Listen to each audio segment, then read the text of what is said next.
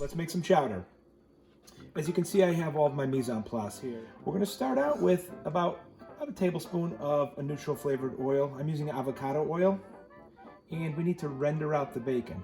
What that simply means is that we want to cook all the fat out of the bacon until there's just crispy pieces. However, before the bacon gets too crispy, we're going to start sauteing our onions and celery. While the bacon's starting to render, we're going to boil the potatoes that we cut in the clam juice. So this recipe calls for 16 ounces of clam juice. That's 2 8-ounce bottles. And the juice from the canned clams. We're using 3 cans of chopped canned clams. As soon as the clam juice comes to a boil, we'll put the potatoes in and we will simmer those until they're fork tender. Now that the bacon is almost fully rendered, it's just starting to turn brown on the edges, as you can see.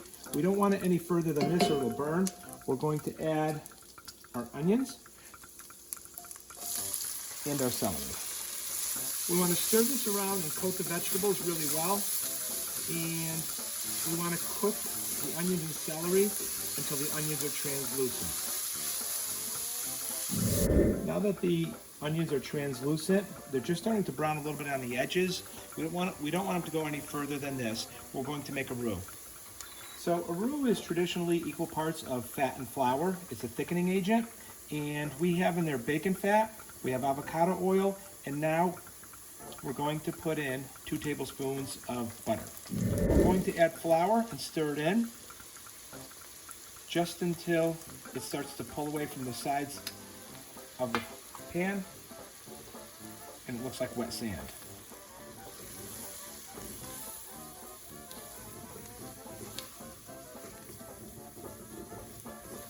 Time to add the potatoes. We're going to simmer the potatoes until they're fork tender. I added the flour to the melted fat, and as you can see, the roux that we've created is pulling away from the sides of the pot and kind of looks like wet sand. What we need to do now in order to activate that roux is to bring any liquid that we add to it to a boil. So what I did was I drained the fork tender potatoes from the clam juice. This is the juice I have. So what I'm going to do is I'm going to add about half of this at a time, and I'm going to bring it back to a boil before I add the other half. It needs to come back to a boil so that it'll start to thicken. And as you can see, as it starts to boil, it's going to kind of look like watery mashed potatoes. That's the roux thickening up the clam juice. I'm going to add the rest of the clam juice and continue on with my recipe. The clam juice has come back to a boil, so it's starting to thicken, as you can see. At this point, I'm going to add the 3 cans of chopped clams. I'm going to add 6 ounces of half and half. You can use milk, you can use heavy cream.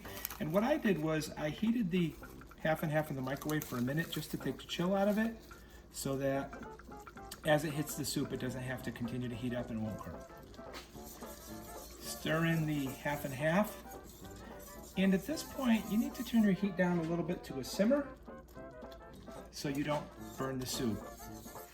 Now we're going to add back in the potatoes. And there's 2 items that I'm going to add that are not in traditional chowder. I like my chowder with some sliced scallions, and I also chopped some fresh basil. The last thing we need to do is taste it. You always need to taste your food. If it needs seasoning, we'll add additional seasoning, but you have to be cautious because the clam juice and the clams are salty. We want to taste it before we add our salt. We need a little salt. I have some sea salt. I need black pepper. Taste it one last time. Perfect, ready to serve.